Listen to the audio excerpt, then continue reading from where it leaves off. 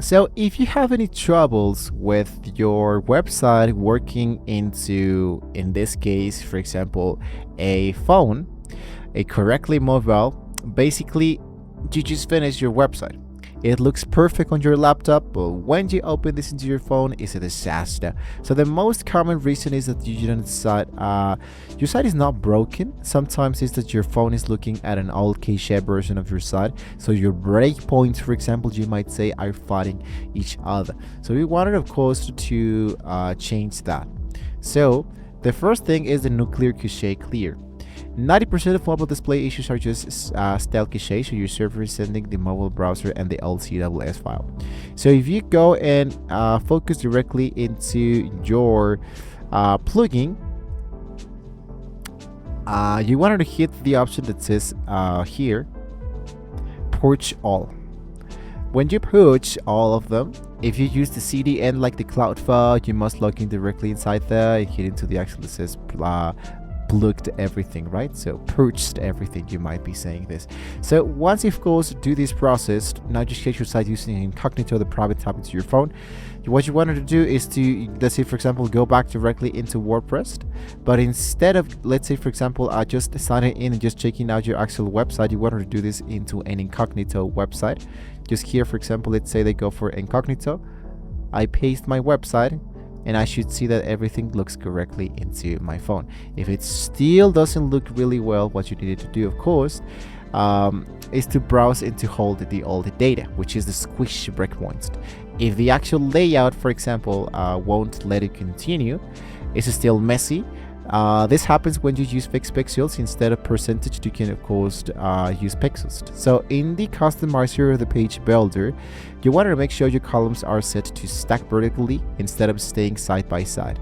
If your site has an horizontal scroll, an image or a button is too wide, you want to find the element and set it max to width to 100%, because this is exactly why it doesn't look really well into your phone. Now there's an actual invisible menu fixed, because if is your menu missing or is not clickable, most right now is the explicit design and mobile menu. So if you scroll to the bottom of your menu settings, you want to ensure, let's say for example that I look out here for my pages and I go for all my pages. I wanted to focus for my sample page, which is something like this. I hit for edit. And you wanted to make sure that directly into the block of your settings, for example, of your menu bar, basically ensures the mobile handheld location is checked.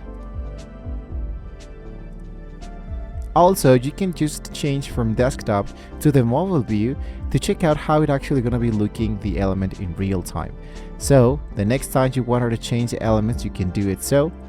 And make sure that instead of going for the wide width, I go from none, because check out the actual difference. I go for none, it looks really well. Now I get a focus for let's say the columns or the group, and there we go, just like that. Now here's my checkout, and basically go for the option that says save. Now just in case, for example, the text that looks great into the 27-inch monitor and is unreadable into the 6-inch screen, you can use the relative units like the rem or the m instead of px, because usually this allows you to get started and make this process, for example, much faster. Ensure your buttons are at least 48, for example, by 48. So they actually clickable for human thumbs, right? So really important to take that in mind when you generate your font title and all of this. So let's say, for example, that I focus on an actual site logo. So here's how it should be looking into my phone. But if I change this for like this into desktop, this now looks a little bit smaller.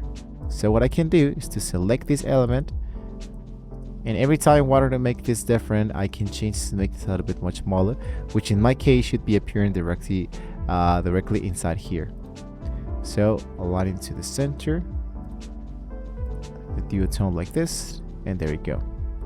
And check out how it actually changes from the computer into a mobile view.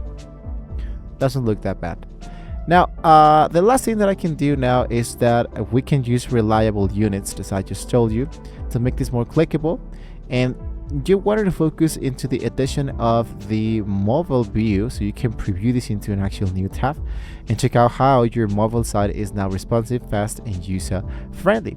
So if your site is still slow into mobile even after fixing the layout, you wanted to watch the video into how to pass Google's core web vitals to make this process much more faster. So with this being said, we have now reached the very end of the video, so don't forget to like, share, and subscribe to the channel, guys. If you want to see more great tools like this, thank you so much for watching, and well, hopefully we can all see you well next time.